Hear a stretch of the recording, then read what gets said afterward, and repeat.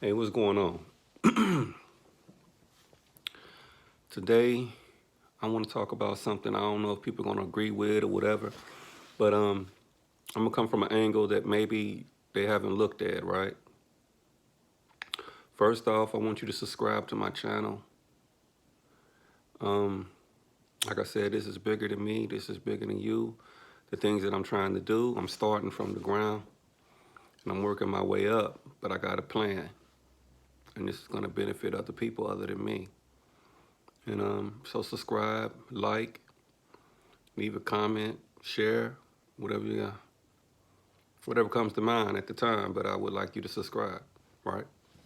So today, um, I'm going to discuss every angle of possibilities to make money, or possibilities why you're not making money, or possibilities why you stuck in the same spot, right? And you don't know why. You can be saving or trying to save, or you can be not wasting money, and you still don't know why you're not coming up or whatever, right? So this is one thing that bothers me, because I think it was meant to be a good system when it first started, and I think some people higher up discovered a way to manipulate the system and make it work in a different type of way. A lot of the systems that's out here to help us, they were put out here to help us, but some people, they got to negotiate. So some people say, okay, they're gonna help them.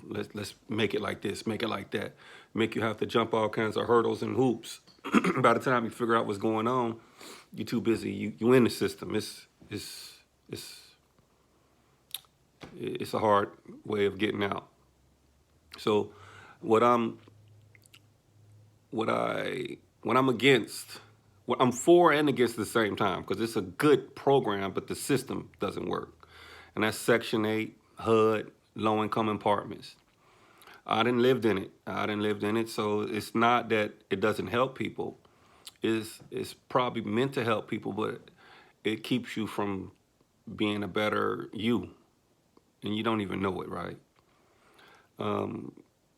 Sometimes we like, you need to take responsibility for why things ain't going right and everything.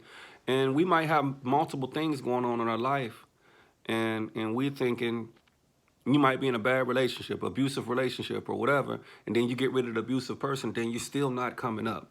You're still not elevating. You might get a better job and you're still not elevating. You still, because it'll be multiple things. And it make you second guess yourself. Well, maybe I should have stayed in that situation because it didn't get no better. Or I was doing better while I was with that person.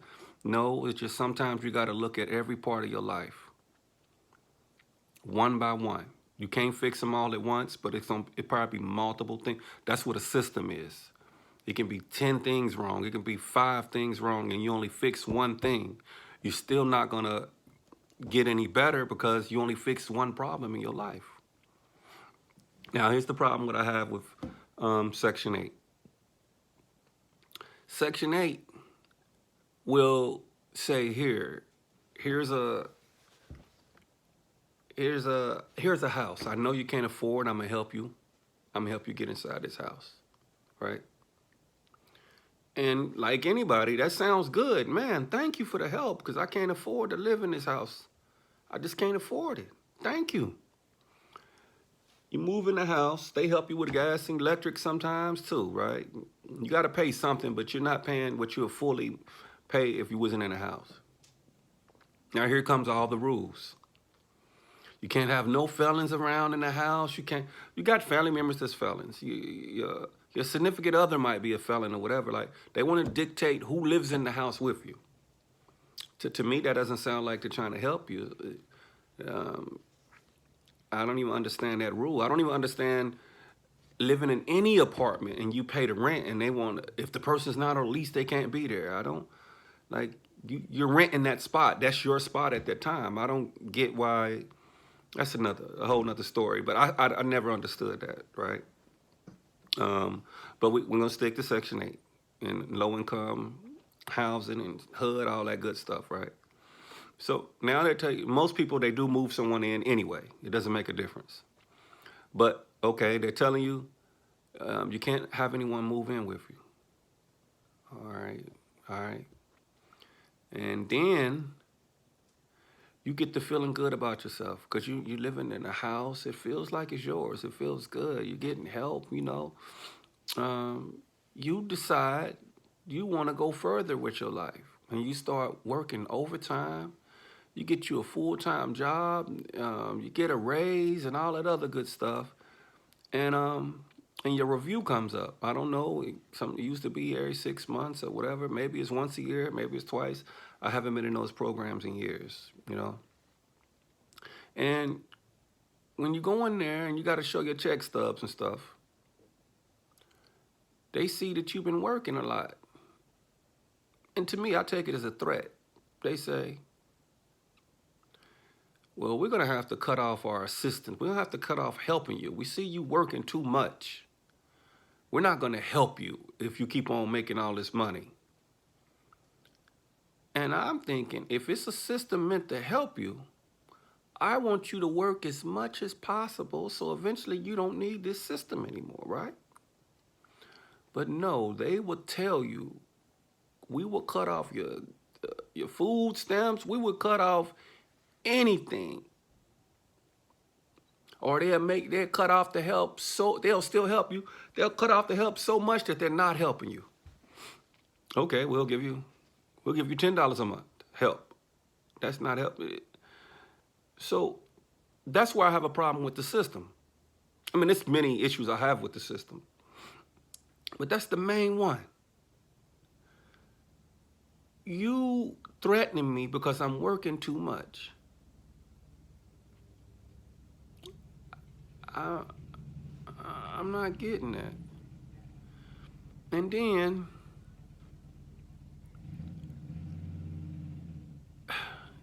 threatening me because I'm working too much.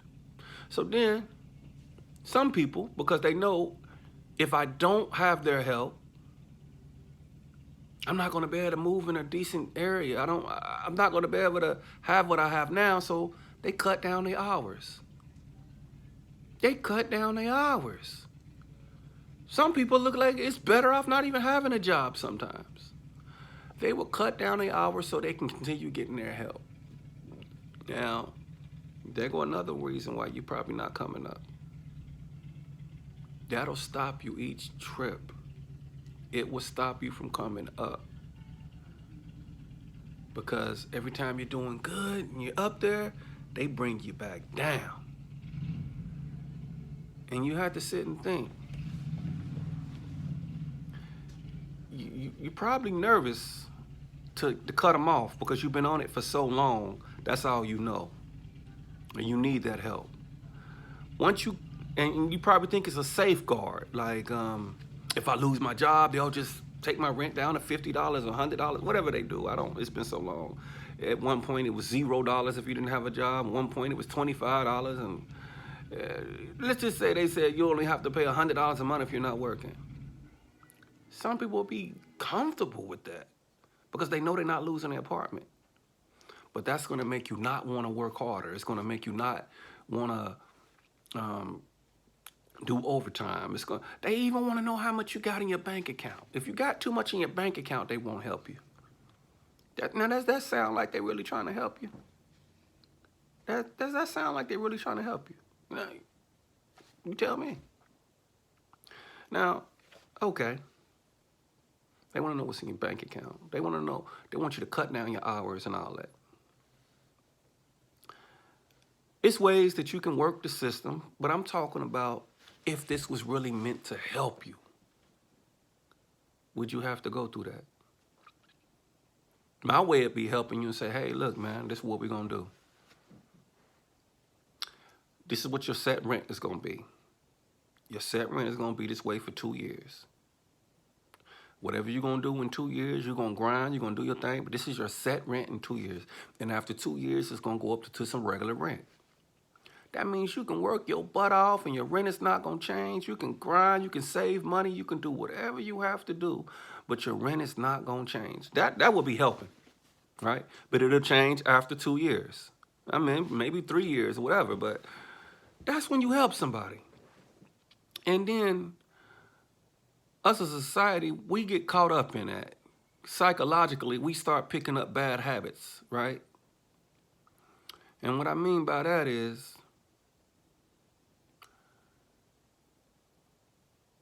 we might let a family member or something move with us. A family member sleeping on the couch. Or they got their own room, whatever, but they sleeping in there.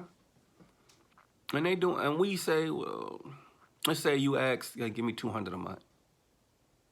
And they'll give you that $200 a month. And then it's the crab in the barrel syndrome coming in, acting like these systems. You see the person coming in with Jordans and stuff on, they're buying new clothes, they're feeling good about themselves because they're getting help because they don't have to pay regular rent and all that. And some people look at that like, man, if they're going to be buying all these clothes and dressing up and looking like that, and I can just ask for more money. It seems like they're getting more money now. That's the crab in the barrel syndrome. Like, we picking up bad habits. That's what they supposed to do. They supposed to get all the nice clothes, everything they're going to better do, give you your money that you ask for every month. And so when they move out, they don't have to worry about that stuff. They supposed to grind hard, save, buy clothes. They supposed to take care of their business. You give them a certain amount of time that they got to live with you. Because I don't like people living with me like that. So I get it. But for you to say, well, if you're going to be buying all these clothes and stuff, I might as well ask for this. I might as well raise the rent. Now you're getting in that crab in the barrel. And you might be looking at, I'm not able to do that. I'm not, you might, because you got real bills. This is your house. This is your apartment. You're not going to be able to do that. But is that jealousy or what is that? You know?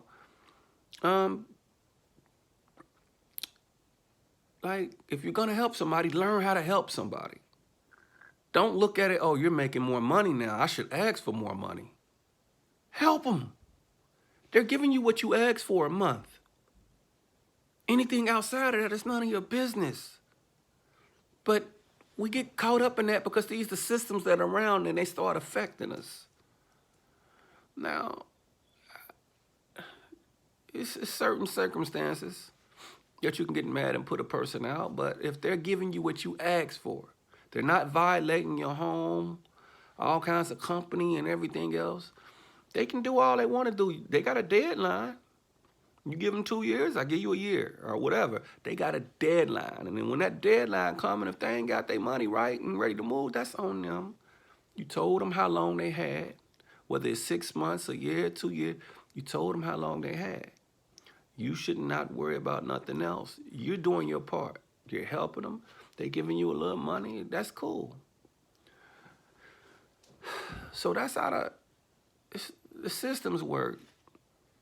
And people don't even realize it. It's actually keeping them down. I know some people that was on Section 8 for years. It was comfortable. As soon as they started making more money and couldn't be on Section 8 no more, it got real hard. Because they were kept in a situation that they didn't know it was harming them. And I just think you start trying to do better. Don't be afraid to jump out there and start paying some regular rent or whatever. Don't be afraid. Get out there. Know that that's holding you back. And it might not feel like it right now, but that is holding you back. You're not going to ever be able to elevate and get better living situations or nothing. You're not going to be able to do that with that. You know, and that might even be stopping you from getting a certain type of mate or whatever. Anything. You got to start working on yourself first. When they say take accountability, sometimes we don't know how to we don't know what's holding us back to take accountability. We think like, I'm doing what I'm supposed to do, but sometimes it's the system itself, what your living environment, stuff that you're living around, stuff that you're doing, that's stopping you from actually doing what you got to do. So listen. Watch out for what's going on around you. And always remember, take care of your business, and your business will take care of you.